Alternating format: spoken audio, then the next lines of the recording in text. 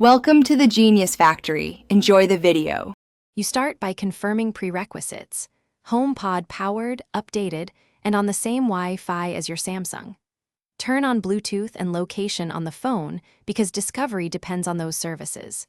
Install the Apple Home app or a supported third-party bridging app on your Samsung, and keep the Homepod setup code or QR nearby. Once done, open the bridging app, grant any permissions it requests, and begin the device discovery flow. This gets the connection process moving quickly and reliably. Next, use the bridging app to discover the HomePod on your network. You tap Add Device, select the HomePod when it appears, and follow the on-screen prompts.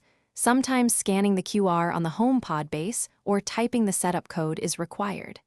Make sure you enter the Wi-Fi password accurately and grant any network or local network permissions so the app can manage the speaker. Once you confirm, the app negotiates the link. Wait for the pairing progress indicator to finish before moving on. To finish, play audio from your Samsung using the Bridge app or AirPlay route and set the HomePod as the preferred speaker if the app allows.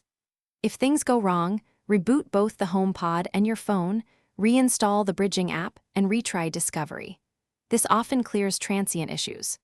Also, make sure you're on the correct Wi-Fi band, disable any VPN, and confirm the HomePod firmware is up to date. Doing this resolves most connectivity problems and keeps playback stable.